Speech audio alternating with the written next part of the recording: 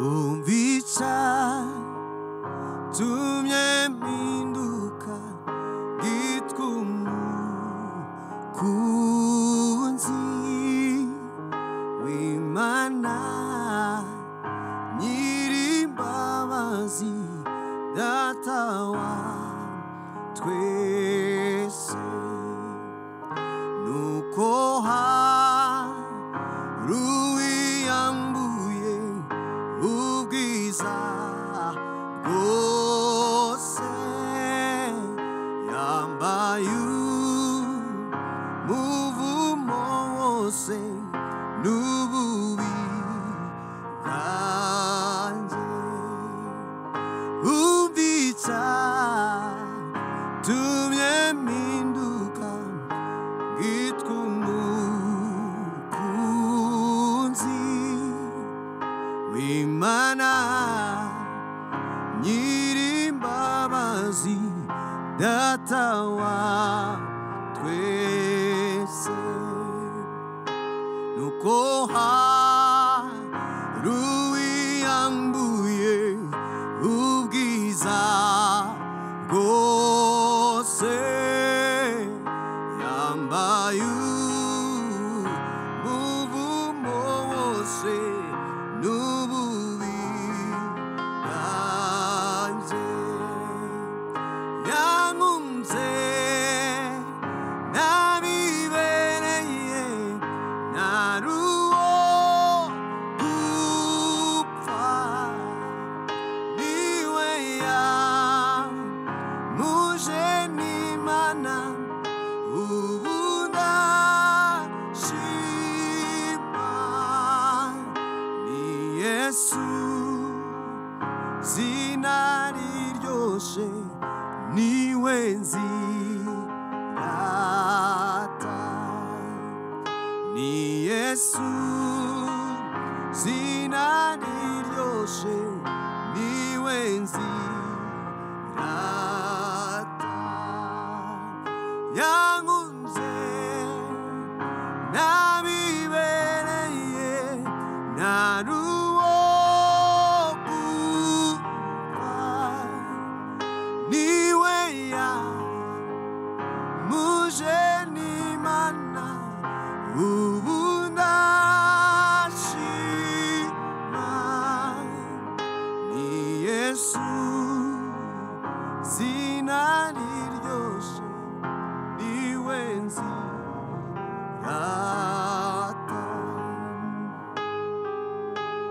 wowe tuzirata mwami Yesu wowe tuzahamya mwami ibihe byacu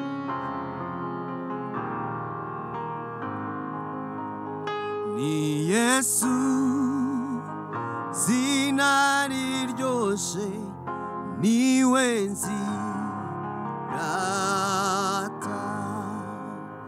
ni Yesu zina riryoshe niwe nzirata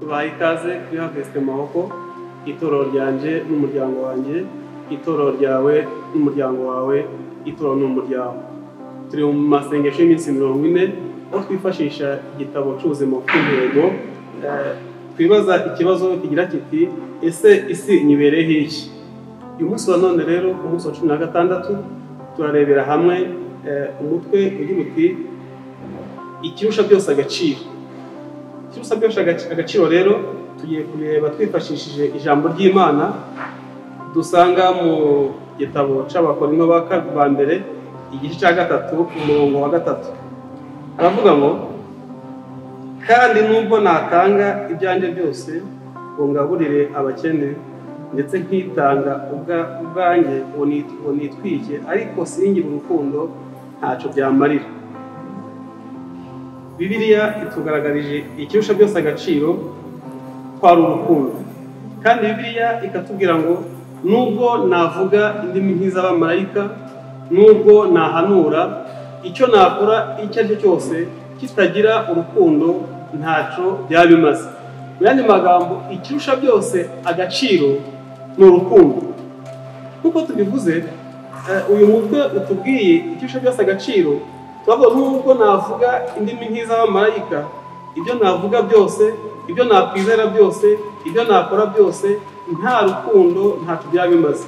Agaciro ko kubaho ni urukundo, kuko Imana aribwo ishaka. Imana ubwayo ni urukundo, kuko ijambo ry'Imana tubwira udakunda ntazi Imana, kuko Imana ari urukundo. Hari ikibazo twakwibaza, kuki Imana ishaka ko tugomba ko tugira urukundo? Ikindi, kuki habaho isumwe mu rukundo? Kuko Imana ishaka ko umuryango wayo umenyekanira mu rukundo, kandi urukundo ruruta ibindi byose. Bibiliya ikatubwira ngo Yesu yaravuze ati nimukundana nibwo muzaba mubaye abigishwa banje nyakuri. Yohana 13:35. Imana ishaka ko tugira ubusabane bwa kenshi, tugira ubusabane na bagenzi bacu, tugira ubusabane n'abavandimwe bacu inshuro nyinshi, tugira ubusabane hagati yacu nk'abizera inshuro nyinshi. Ibyo ngibyo tukabigira akamenyero, tukabigira umuco tukawugira urukundo, nibwo tuzaba tubaye abana b'Imana nyakuri. Uburyo bwiza bwo gukoresha urukundo mu buzima ni uko dufata ubuzima tukabushyira mu rukundo. Ubuzima bwacu bwa buri munsi bukaba urukundo, nibwo tuzaba tubaye abana b'Imana. Kandi ubuzima butarimo urukundo nta gaciro nyakuri buba bufite. Pawulo yabivuze neza ahagira ati ibyo navuga byose, ibyo nakwizera byose, ibyo nakora byose, hatarimo urukundo ntacyo byaba bimaze. Nk'uko twabisomye mu gitabo cy'Abakorinto ba mbere igice cya 13:3. Bibiliya itubwira ko dukunda abanzi bacu. Aho umuntu agera aho akunda umwanzi we ni ikintu cyari gikomeye cyane, ni ikintu kidashobora abantu bose. Ariko Bibiliya ikabidutegeka ko tugomba kugira urukundo, ko aribwo tuzaba tubaye abigishwa nyakuri, ko aribwo tuzaba tubaye abantu b'Imana nyakuri. Indi mpamvu Imana idusaba ko tugomba kugira urukundo, mbere na mbere ni uko hagomba kubaho urukundo. Kandi urukundo ntirurangira, ibindi byose birarangira, ariko urukundo ntabwo rurangira. Guhanura bizarangira, kuririmba bizarangira, kubwiriza bizarangira, ariko urukundo ntabwo ruzashira. Kwizera ntabwo bizashira, ibyiringiro ntabwo bizashira. Ariko muri ibi byose ko ari bitatu mvuze, ikiza imbere ni urukundo, nirwo rwibanze muri byose. Iyo umaze kugira ubuzima ukabugira urukundo, abantu baragukunda, kandi iyo abantu bagukunze n'Imana iragukunda. Niyo mpamvu nk'umukristo, nk'abakristo tugomba kugira akamenyero k'ubuzima bwacu bugomba kuba urukundo. Nk'uko tubivuze rero, ibintu ko ari bitatu, kwizera, ibyiringiro n'urukundo, tubisubiyemo kugira ngo tubyumve cyane. Urukundo rwo utazarangira, nk'uko Bibiliya itubwira, nk'uko twasomye igitabo cy'Abakorinto ba mbere 13:14, hatubwira ngo urukundo rurihangana, urukundo rwizera byose, urukundo rubabarira, urukundo ntirwirarira. Urukundo ni ikintu kigari cyane, kandi urukundo ni ikintu kirangiza byose.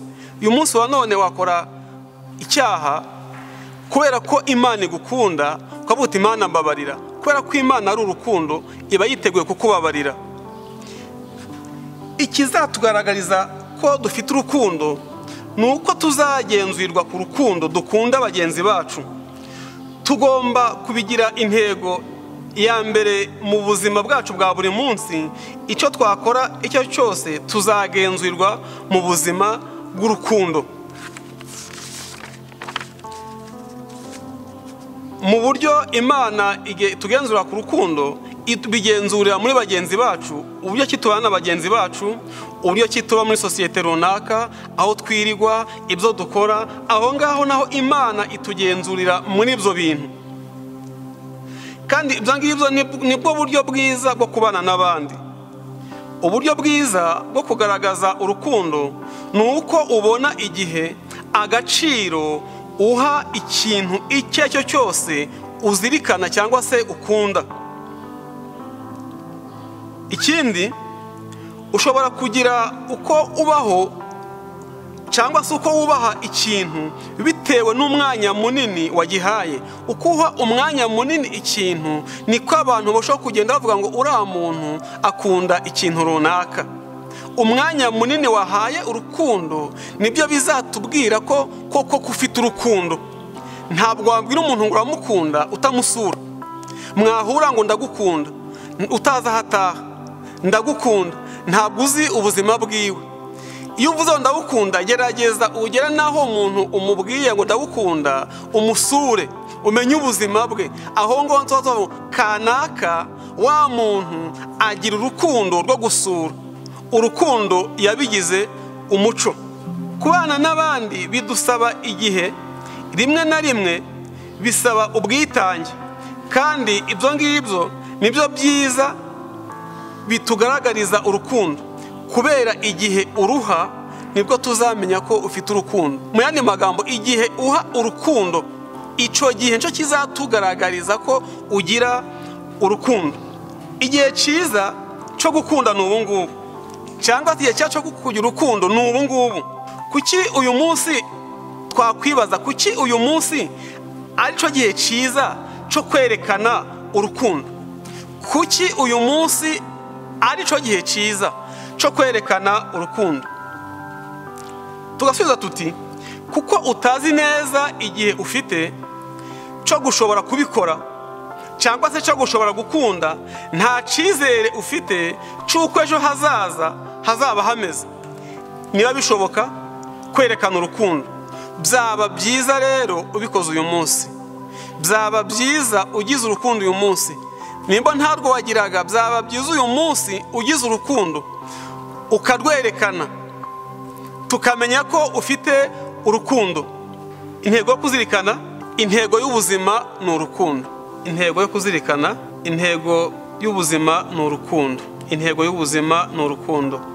Umurongo wo gufata mu mutwe, Abagalatiya ibice 5 umurongo wa 14.